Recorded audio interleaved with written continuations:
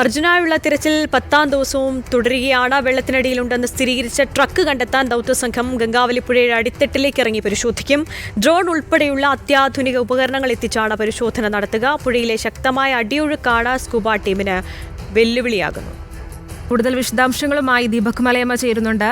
ദീപക്, അർജുനെ ജൂലൈ 16-നാണ് മണ്ണിടിച്ചിൽപ്പെട്ട് കാണാതാകുന്നത്. ഇന്ന് അർജുനായുള്ള തിരച്ചിൽ 10ാം ദിവസത്തിലേക്ക് കടക്കുമ്പോൾ ഏറെ നിർണായകമാണ് ഇന്നത്തെ രക്ഷാപ്രവർത്തനം.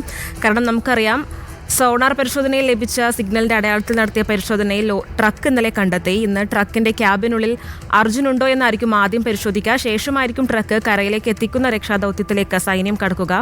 എത്ര മണിയോടുകൂടി ഇന്നത്തെ രക്ഷാപ്രവർത്തനം ആരംഭിക്കും? എത്രത്തോളം സജ്ജമാണ്? കാരണം നമുക്കറിയാം, കൂടുതൽ ഉപകരണങ്ങൾ ഇന്ന് രക്ഷാപ്രവർത്തനത്തിനായി പ്രദേശത്ത് എത്തിക്കുന്നുണ്ട്. പ്രദേശത്ത് ഇന്ന് ഉത്തരകന്നഡയിൽ ഇന്ന് ഓറഞ്ച് അലേർട്ടാണ്. അതുകൊണ്ട് തന്നെ കാലാവസ്ഥ അനുകൂലമാവാനാണ് സാധ്യത. എന്തൊക്കെയാണ് കൂടുതൽ വിശദാംശങ്ങൾ ദീപക്? Good morning. ഏറ്റവും പ്രധാനപ്പെട്ട കാര്യം, ഇന്ന് തിരച്ചിൽ അതിന്റെ അവസാന ഘട്ടത്തിലേക്ക് കടക്കുകയാണ്. രാവിലെ 7 മണിയോടുകൂടി തന്നെ ദൗത്യ സംഘം ഈ ദുരന്തബാധിത മേഖലയിലേക്ക് എത്തുമെന്നുള്ളതാണ്. അവിടെ എത്തിക്കഴിഞ്ഞാൽ കൃത്യമായ പരിശോധനകളിലേക്ക്, അതായത് ഇന്നലെ തന്നെ അവിടെ സോണാർ വെച്ച ചിത്രങ്ങൾ പുറത്തു വന്ന പശ്ചാത്തലത്തിൽ കൃത്യമായി മേഖല മാർക്ക് ചെയ്യുന്ന സാഹചര്യം ഉണ്ടായിട്ടുണ്ട്. അവിടെ ഇനിയിപ്പോൾ മണ്ണ് നീക്കം ചെയ്യുന്ന പ്രവൃത്തിയാണ് പ്രധാനമായി നടത്തേണ്ടത്. അതിന് ഭൂമി എക്സ്കവേറ്റേഴ്സിന്റെ സഹായവും കൂടി തേടിയിട്ടുണ്ട്. ഇന്നലെ തന്നെ നമ്മൾ ആ ദൃശ്യങ്ങൾ ഉൾപ്പെടെ കണ്ടിട്ടുള്ളതാണ്. ഏതാണ്ട് 60 ഫീറ്റോളം നീളം വരുന്ന ഭൂമുള്ള എക്സ്കവേറ്റേഴ്സ് ഉപയോഗിച്ചുകൊണ്ടാണ് മണ്ണ് നീക്കം വലിയ രീതിയിൽ നടക്കുകയും ചെയ്യുന്നത്. ഒപ്പം തന്നെ കൂടുതൽ ഹിറ്റാച്ചുകൾ ഉൾപ്പെടെയുള്ള സംവിധാനങ്ങൾ ആ മേഖലയിൽ ക്രമീകരിക്കുകയും ചെയ്തിട്ടുണ്ട്. ഇന്ന് റിട്ടയർഡ് മേജർ ജനറൽ എം ഇന്ദ്രപാലിന്റെ നേതൃത്വത്തിലുള്ള സംഘത്തിന്റെ ഡ്രോൺ ബേസ്ഡ് പരിശോധന ഉൾപ്പെടെ ആ മേഖലയിൽ ഉണ്ടാകും. പക്ഷേ അത് രാവിലെ 11 മണിയോടുകൂടിയായിരിക്കും ആരംഭിക്കുക. ഏറ്റവും ബുദ്ധിമുട്ട് അനുഭവപ്പെടുന്ന ഒരു സാഹചര്യം എന്ന് പറയുന്നത്, ഇന്ന് ഉത്തരകന്നഡ ജില്ലയിൽ ഓറഞ്ച് അലേർട്ടാണ് നിലനിൽക്കുന്നത്. അത് ഏതെങ്കിലും തരത്തിൽ ഈ ഒരു ദൗത്യത്തെ ബാധിക്കുമോ എന്നുള്ളത് അറിയേണ്ടതുണ്ട്. പ്രത്യേകിച്ച് രാവിലെ ഈ അങ്കോല മേഖലയിൽ ഉൾപ്പെടെ കനത്ത മഴ പെയ്യുന്ന സാഹചര്യം ഉണ്ട്. അത് ദുരന്തബാധിത മേഖലയിൽ ഉൾപ്പെടെ പ്രവർത്തനത്തിന് ഏതെങ്കിലും തരത്തിൽ തടസ്സം സൃഷ്ടിക്കുമോ എന്നുള്ള ആശങ്ക ഇപ്പോൾ നിലനിൽക്കുകയും ചെയ്യുന്നുണ്ട്. ഇന്ന് ഈ നേരത്തെ ഞാൻ സൂചിപ്പിച്ച ബൂം എക്സ്കവേറ്റേഴ്സ് ഉപയോഗിച്ചുള്ള മണ്ണ് നീക്കം ചെയ്യുന്നതിന് കുറച്ചുകൂടി കാര്യങ്ങൾ എളുപ്പമാക്കുന്നതിന്റെ ഭാഗമായി അവിടെ പ്രത്യേക റിവർ ബർത്ത് ഉൾപ്പെടെ സജ്ജീകരിച്ചിട്ടുണ്ട്. അതായത് റോഡരികിൽ നിന്ന് പൂർണ്ണമായും നദിയുടെ താഴ്വാരത്തേക്ക് ഇറങ്ങി നിന്നുകൊണ്ട് മണ്ണ് നീക്കം ചെയ്യാനുള്ള ക്രമീകരണങ്ങൾ എന്നുള്ള നിലയിലാണ് റിവർ ബർത്ത് രൂപീകരിക്കുകയും ചെയ്തിട്ടുള്ളത്. നേരത്തെ തന്നെ ഉത്തരകന്നഡ ജില്ലാ കളക്ടറുടെ നേതൃത്വത്തിലുള്ള സംഘം പ്രത്യേക യോഗം ചേർന്ന് ഈ വാഹനത്തിനകത്ത് അർജുൻ കുടുങ്ങിക്കിടപ്പുണ്ടെങ്കിൽ അർജുനെ പെട്ടെന്ന് തന്നെ പുറത്തെത്തിച്ച് വൈദ്യസഹായം ഉൾപ്പെടെ സാധ്യമാക്കാൻ ഉതകുന്ന തരത്തിലുള്ള ക്രമീകരണങ്ങൾ ഇതിനോടകം ഏർപ്പെടുത്തുകയും ചെയ്തിട്ടുണ്ട്. അതുകൊണ്ട് അത്തരത്തിലൊരു ആശങ്കയുടെ അടിസ്ഥാനം നിലനിൽക്കുന്നില്ല എന്നുള്ളത് നമുക്ക് പറയാൻ സാധിക്കും. നേവി സംഘത്തെ സംബന്ധിച്ച്, NDRF സംഘത്തെ സംബന്ധിച്ചൊക്കെ അവർ ഇന്നലെയും കഴിഞ്ഞ ദിവസങ്ങളിലും ഒക്കെ ഗംഗാവലി നദി കേന്ദ്രീകരിച്ചുകൊണ്ടുള്ള പ്രവർത്തനമാണ് നടത്തിയിരുന്നത്. പക്ഷേ ആ ഗംഗാവലിയിലെ കുത്തൊഴുക്ക്, അതിന്റെ ആഴവും പരപ്പും ഒക്കെ തന്നെ വലിയ രീതിയിൽ അവർക്ക് പ്രവർത്തനം ഏകോപിപ്പിക്കാൻ തടസ്സം സൃഷ്ടിക്കുന്ന സാഹചര്യം ഉണ്ടായിരുന്നു. നേവി സംഘത്തിന് സ്കൂബ ഡൈവേഴ്സിന് അടിത്തട്ടിലേക്ക്, ഗംഗാവലിയുടെ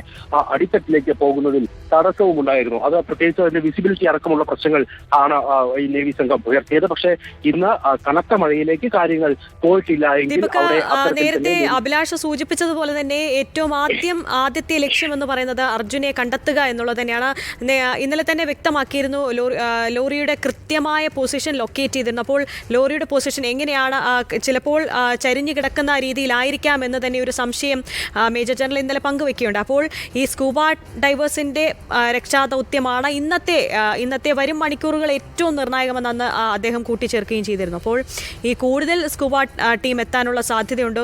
ഇന്നലെ തന്നെ ഗംഗാവാലിയിലെ ജലനിരപ്പ് ഉയരുന്ന ഒരു സാഹചര്യമായിരുന്നല്ലോ. കഴിഞ്ഞ ദിവസങ്ങളിലൊക്കെ തന്നെ ആവശ്യത്തിനുള്ള സ്കൂബ ടീം കൃത്യമായി തന്നെ അവിടെ ഉണ്ട് എന്നുള്ളതാണ്. സ്കൂബ ടീമിന്റെ സേവനം പക്ഷേ പൂർണ്ണ തോതിൽ ഉപയോഗിക്കാൻ നമുക്ക് കഴിയാതെ പോകുന്നു എന്നുള്ള പരിമിതിയാണ്. അത് കാലാവസ്ഥയുടെ കൂടി പ്രശ്നം കൊണ്ടാണ്. അല്ലാതെ ജീവനക്കാരില്ലാത്ത അല്ലെങ്കിൽ വൈദഗ്ധ്യം നേടിയ ഉദ്യോഗസ്ഥരില്ലാത്ത പ്രശ്നമല്ല.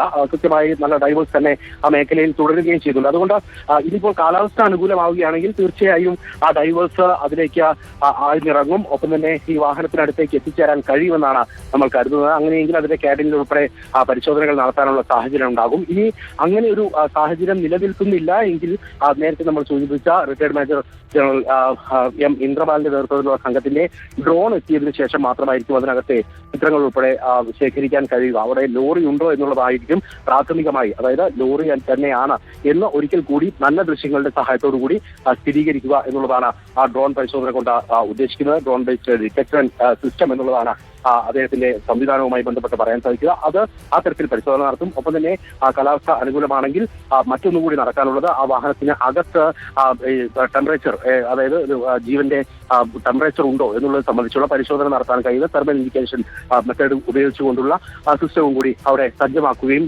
ചെയ്യും. അങ്ങനെയെങ്കിൽ ആ വാഹനത്തിനകത്തേക്ക് ഡൈവേഴ്സിന് എത്താൻ കഴിഞ്ഞില്ലെങ്കിൽ പോലും ആ വാഹനത്തിനകത്ത് ആരെങ്കിലും കുടുങ്ങിക്കിടക്കുന്നുണ്ടോ എന്നുള്ളതിൽ ഒരു വ്യക്തത വരുത്താൻ കഴിയുമെന്നുള്ളത് റിട്ടയർഡ് മേജർ ജനറൽ തന്നെ പറയുന്നുണ്ട്. ആ തരത്തിലുള്ള പരിശോധനകൾ കൂടി നടക്കും. ഏറ്റവും നൂതനമായ ആധുനിക സാങ്കേതിക വിദ്യകളുടെ സഹായത്തോടു കൂടിയുള്ള പ്രവർത്തനവും കൂടി ഏകോപിപ്പിക്കാൻ തീരുമാനമായിട്ടുണ്ട്. ഇന്നലെ തന്നെ വൈകിട്ട് 5 മണിയോടുകൂടി തന്നെ കൃത്യമായ ഒരു ധാരണയിലേക്ക് എത്തുമെന്നുള്ളതായിരുന്നു പ്രതീക്ഷ. ആ പ്രതീക്ഷ അറ്റുപോയിട്ടില്ല. കാരണം അവിടെ വാഹനമുണ്ട് എന്ന് സ്ഥിരീകരിക്കുകയും അത് അർജുന്റെ വാഹനമാണ് എന്ന് ജില്ലാ ഭരണകൂടവും ഒപ്പം തന്നെ സംസ്ഥാന സർക്കാരിന്റെ ഭാഗമായിട്ടുള്ള റവന്യൂ മന്ത്രി ഉൾപ്പെടെ സ്ഥിരീകരിക്കുകയും ചെയ്തിട്ടുണ്ട്. ആ വാഹനത്തിന്റെ ഒരു ചിലപ്പ് എന്ന് പറയുന്നത് ചരിഞ്ഞാണ് എന്നുള്ളതാണ് ഏറ്റവും കൂടുതൽ പ്രതീക്ഷിക്കുന്നത്. ആ തരത്തിൽ തന്നെയാണ് നേവി സംഘം നൽകിയിരിക്കുന്ന ഒരു വിശദീകരണം എന്ന് പറയുന്നത്. അതിന്റെ ടയറിന്റെ ഭാഗം ഉൾപ്പെടെ എന്നുള്ള നിലയിൽ തന്നെ അവർ ആ വിശദീകരണം നൽകുന്നത് നമ്മൾ കാണുകയും ചെയ്തു. ഇന്നിപ്പോൾ നമുക്ക് അറിയേണ്ടത് എത്രയും പെട്ടെന്ന് ആ വാഹനത്തിനെ റീച്ച് ചെയ്യാൻ കഴിയുന്ന രീതിയിൽ, വാഹനത്തിലേക്ക് റീച്ച് ചെയ്യാൻ കഴിയുന്ന രീതിയിൽ സ്കൂബ ഡൈവേഴ്സിന് അവിടെ പ്രവർത്തനം ഏകോപിപ്പിക്കാൻ കഴിയുമോ എന്നുള്ളതും ഒപ്പം തന്നെ ആ വാഹനം അവിടെ നിന്നും നീക്കം ചെയ്ത് ആ പരിശോധന നടത്താൻ കഴിയുമോ എന്നുള്ളതുമാണ്.